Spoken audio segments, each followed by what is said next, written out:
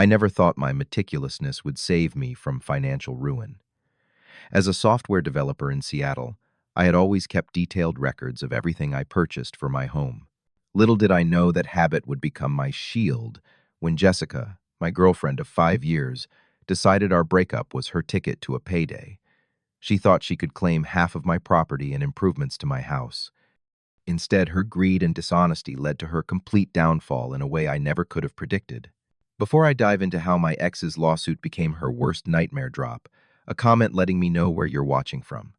Hit subscribe if you enjoy stories about karma catching up to those who deserve it. My life before Jessica was straightforward and comfortable.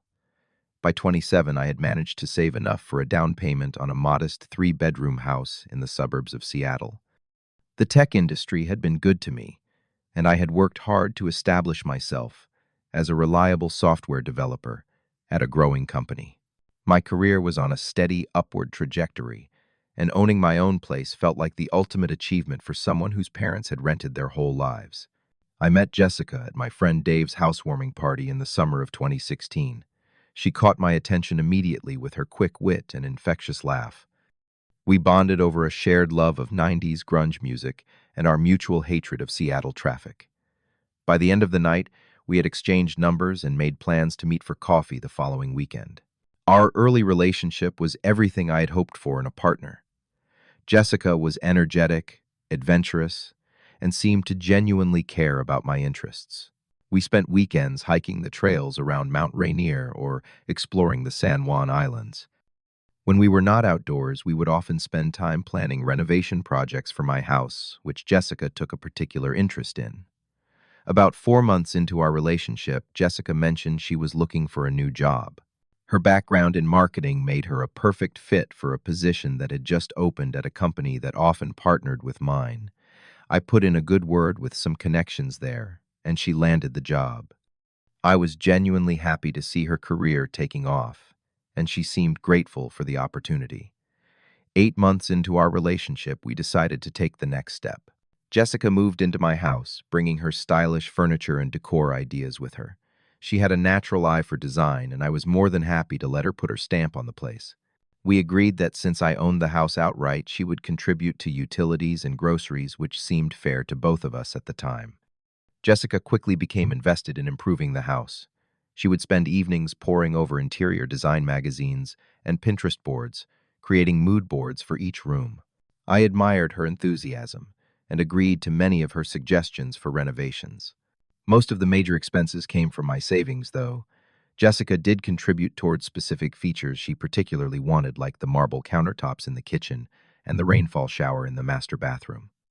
Being the detail-oriented person I am, I kept meticulous records of all our expenses. Every receipt for home improvement purchases went into a dedicated folder on my computer, categorized by room and project. I also maintained a spreadsheet tracking who paid for what, not out of distrust, but simply because organization was second nature to me. This habit would later prove invaluable in ways I could never have anticipated. As the months turned into years, Jessica's career flourished. She received promotion after promotion, and her income gradually approached, then eventually surpassed mine. I was genuinely proud of her success and never felt threatened by it. We talked about marriage, occasionally discussing potential venues, and even looking at rings online, though we never made it official. Looking back, I can see the red flags that began to emerge as Jessica's professional success grew. She became increasingly focused on material possessions, comparing our home to those of her new executive friends. She began keeping score of expenses in a way that made me uncomfortable, pointing out when she paid for dinner 3 times in a row or bought more groceries than usual in a given week. In early 2020, I received a significant promotion at work. While it came with a substantial salary increase, it also required longer hours and occasional weekend work. Jessica initially seemed supportive, but her attitude shifted as my new responsibilities took more of my time. She complained about eating dinner alone and having to maintain the house by herself. The distance between us grew wider each month. When I was home, Jessica was often cold and critical. Nothing I did seemed good enough anymore. If I cooked dinner, she would point out that I had used too many dishes. If I tried to plan a weekend getaway to reconnect, she would find some reason why we could not go. Throughout these changes, I continued my habit of documenting our household expenses and keeping detailed records. Each home improvement project was photographed before, during, and after completion. All contracts with service providers were saved and organized. Even text message discussions about who would pay for what were backed up to my cloud storage. At the time, I had no idea how crucial these records would become. The first real sign that our relationship was in serious trouble came when Jessica began spending more time with her coworker Alex. She mentioned him with increasing frequency in conversation, often comparing my habits unfavorably to his. Alex would never leave his dirty gym clothes on the bathroom floor, she would say, or Alex always remembers his girlfriend's favorite wine. I tried not to be the jealous boyfriend, but my concerns grew when Jessica began working late more frequently and coming home smelling of unfamiliar cologne. One evening, while she was in the shower, her phone lit up with a text message that was visible on the lock screen. It was from Alex, still thinking about today. Can't wait to see you tomorrow. When I confronted Jessica about the message, she exploded in anger, accusing me of invading her privacy. She insisted Alex was just a close friend and colleague, and that I was being paranoid because I worked too many hours and was projecting my guilt onto her. She turned the entire situation around so skillfully that I ended up apologizing to her despite my lingering doubts. Wanting to salvage our relationship but protect myself, I made the decision to install security cameras in the common areas of our house. I informed Jessica about them, framing it as a safety measure after a break-in had occurred down the street. She seemed indifferent to the cameras, perhaps not realizing they would later become her undoing. 3 months after the text incident, I had to travel to San Francisco for a 3-day conference. Jessica said she would use the time to catch up with some girlfriends she had not seen in a while. I wished her a good time and left early on a Monday morning.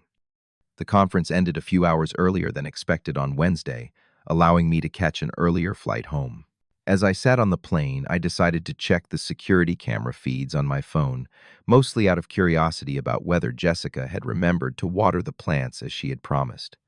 What I saw instead shattered my world.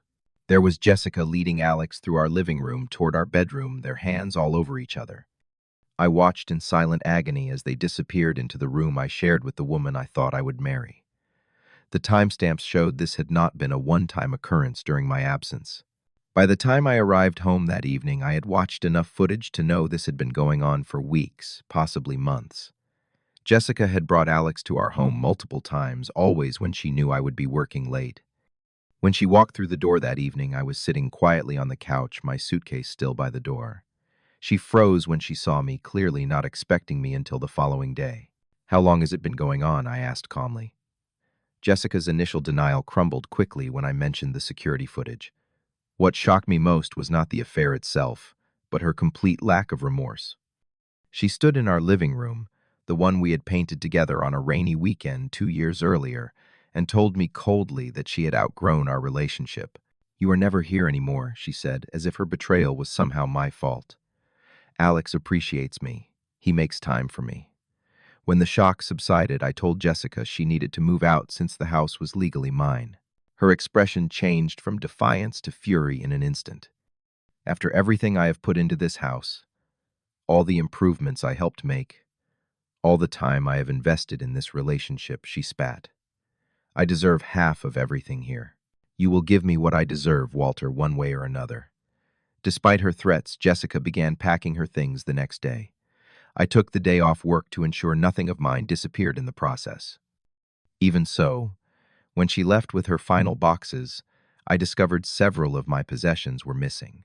A vintage watch that had belonged to my grandfather, a rare vinyl record collection I had been building for years, and surprisingly, the folder containing hard copies of some of our home renovation receipts.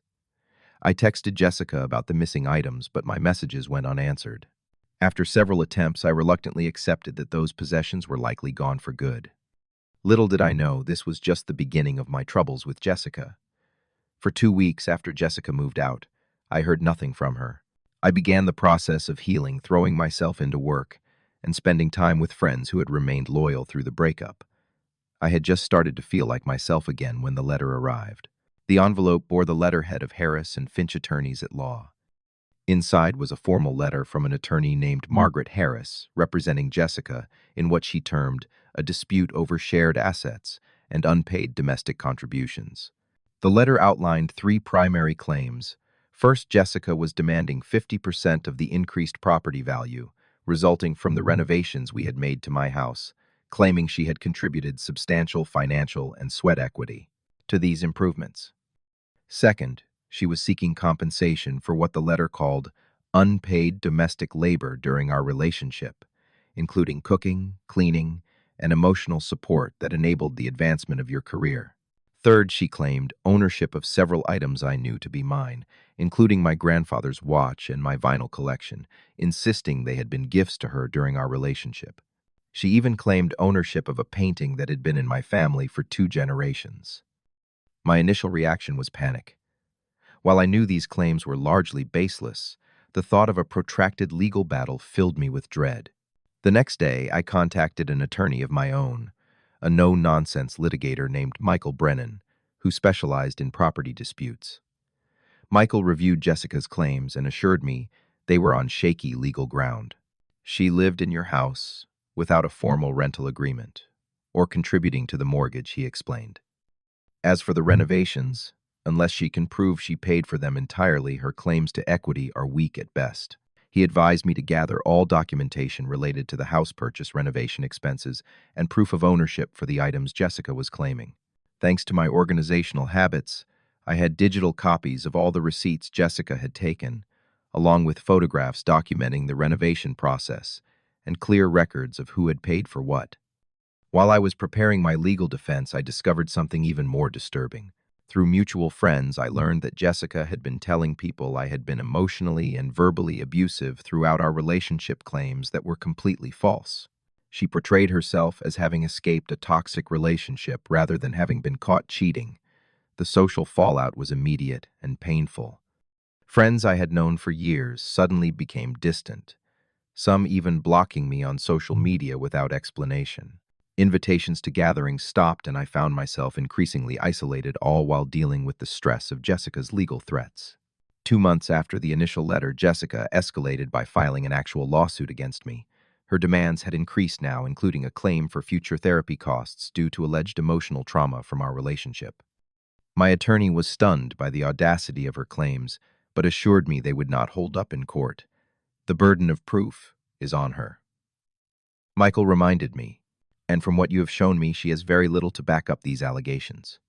The preparation for court was one of the most stressful periods of my life. Each day brought new demands from Jessica's attorney or revelations about additional lies she had told about our relationship. I learned she had started publicly dating Alex just weeks after our breakup, moving into his downtown condo and flaunting their relationship on social media. Through the legal discovery process, my attorney uncovered something that gave us our first real advantage. Jessica had made similar claims against a previous boyfriend 3 years before meeting me. She had threatened legal action regarding property improvements, but had settled out of court for a sum of $15,000. This pattern suggested a calculated approach to relationships that made me realize how naive I had been. As the months dragged on, the emotional and financial toll of the lawsuit began to wear me down.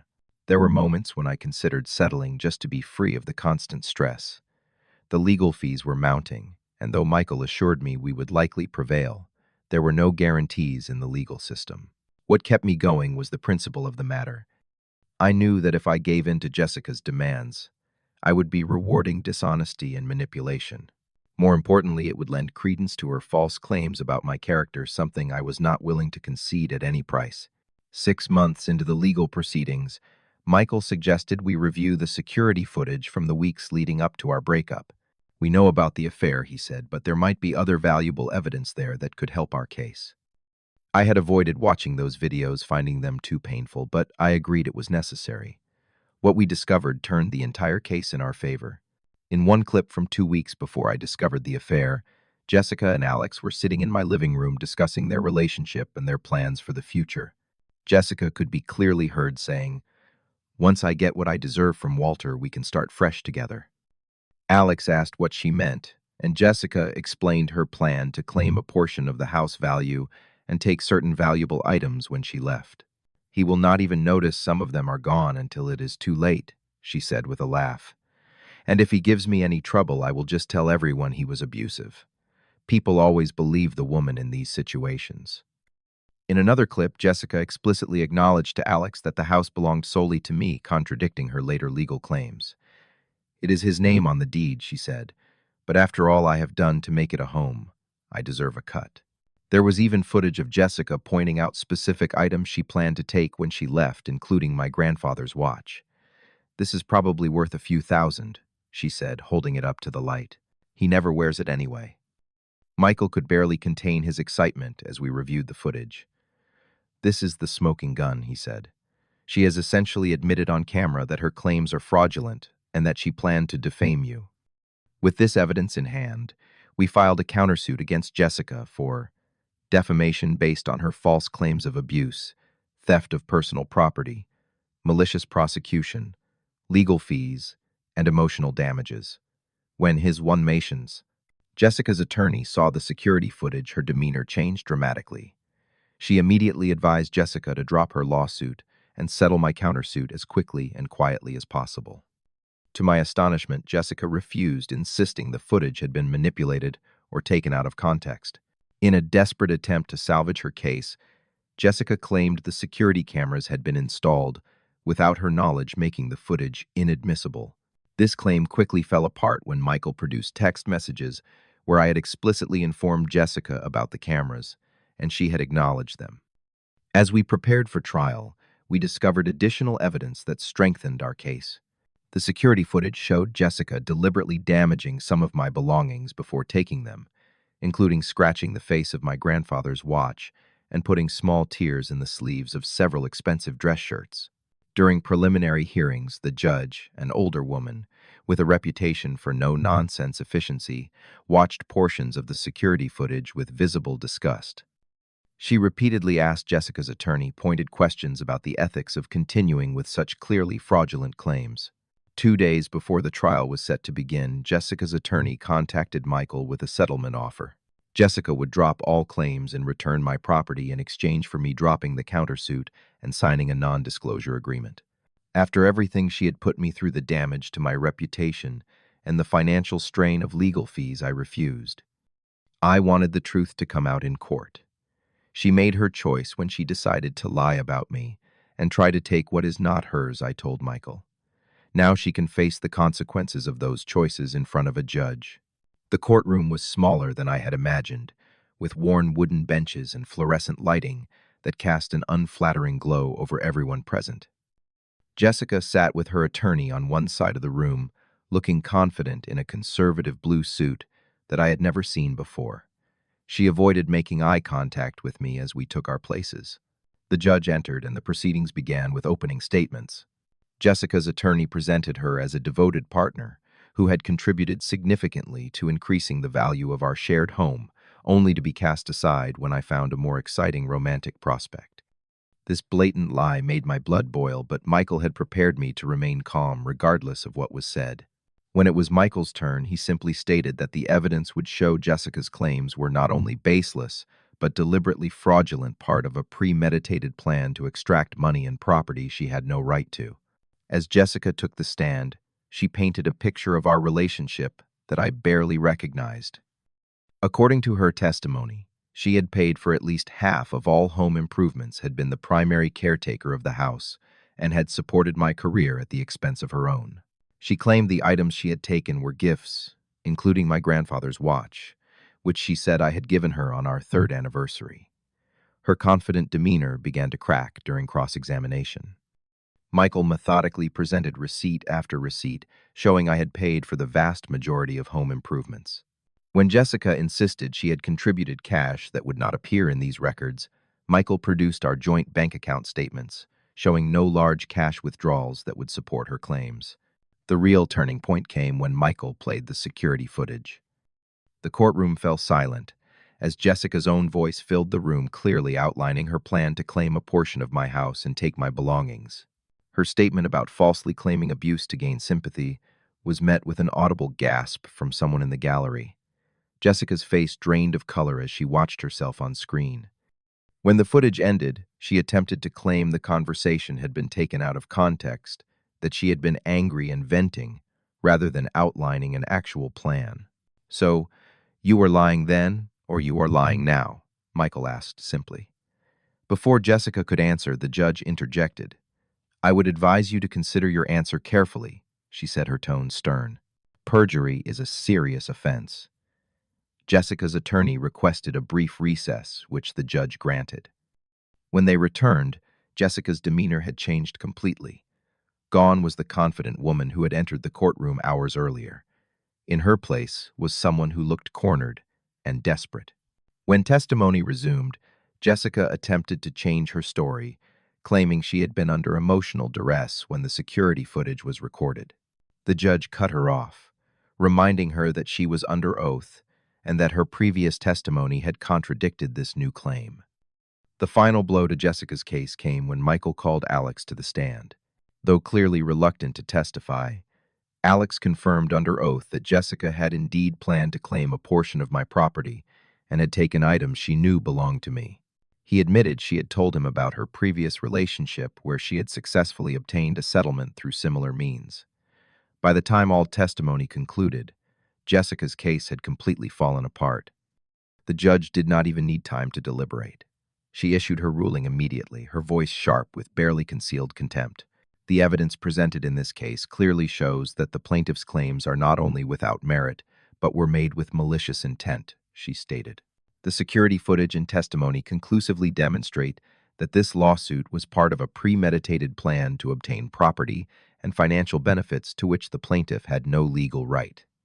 The judge dismissed all of Jessica's claims and ruled in favor of my countersuit, ordering Jessica to return all property taken from my home or pay the assessed value if items could not be returned, pay all of my legal fees, which by that point totaled over $40,000, pay damages for defamation and emotional distress in the amount of $25,000, pay punitive damages of $15,000 due to the particularly egregious and calculated nature of her actions.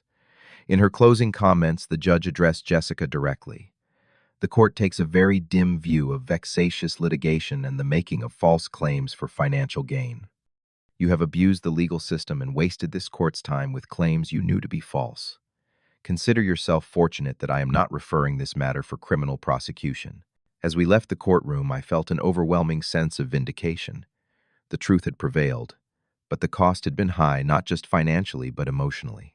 Still, as Michael reminded me, sometimes justice costs, but it is always worth the price. The aftermath of the court case was swift and far-reaching for Jessica. Within days of the judgment, she had to face the harsh reality of her actions. The financial penalties were substantial, and with no way to pay immediately, a lien was placed against her future earnings.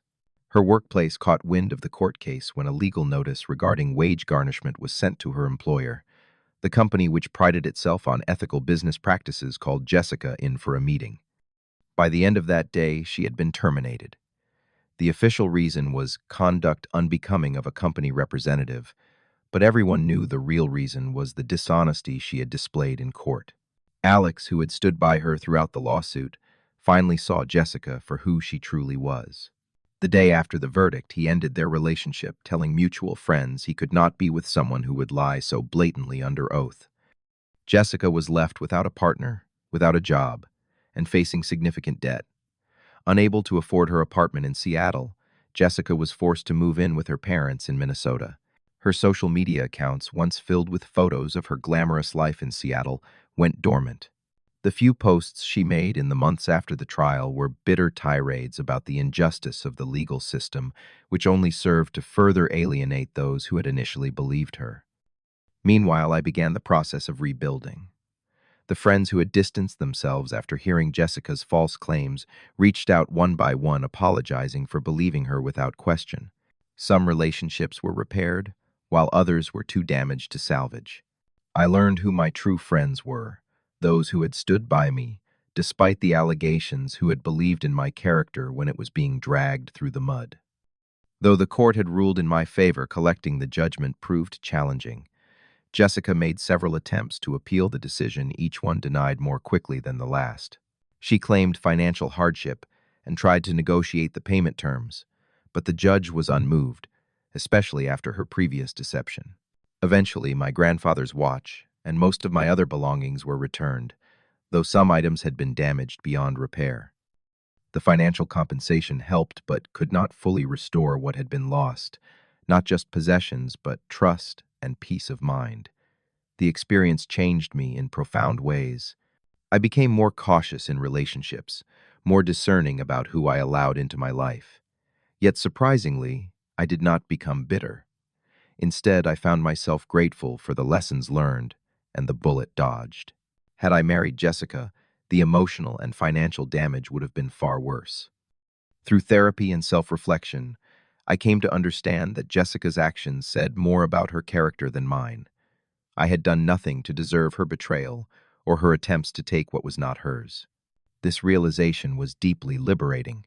As the months passed, my career continued to flourish. The focus and drive I had maintained despite the personal turmoil impressed my employers, leading to another promotion. I channeled my energy into home improvement projects, reclaiming my space and making it truly mine again. I started dating again, approaching new relationships with healthy caution but not cynicism. I was upfront about my experience, using it not as a warning but as context for my journey. The right people respected this honesty and understood it was part of who I had become. What surprised me most was the sense of peace I eventually found regarding Jessica. Though I had every right to hate her, I chose to let go of that burden. Her life had fallen apart as a consequence of her own actions, while mine had ultimately grown stronger. That was justice enough. I have come to believe that integrity is its own reward, and dishonesty carries its own punishment. Jessica's attempts to take what was not hers cost her everything she actually had. Meanwhile, by standing firm in the truth, I preserved not just my property but my sense of self. For anyone going through something similar, remember that documentation is your best friend and the truth eventually comes to light. Stand your ground when you know you are right, even when it would be easier to give in. The temporary peace of surrender is never worth the lasting regret of injustice. Has anyone else experienced something similar with an ex who tried to take what was not theirs? Share your story in the comments below. If this tale of justice served resonated with you, please hit that like button and subscribe to hear more real-life experiences. Share this video with someone who might need to hear that sometimes the good guys do win in the end. Thank you for listening to my story, and remember, keep those receipts both literal and metaphorical. They might just save you one day.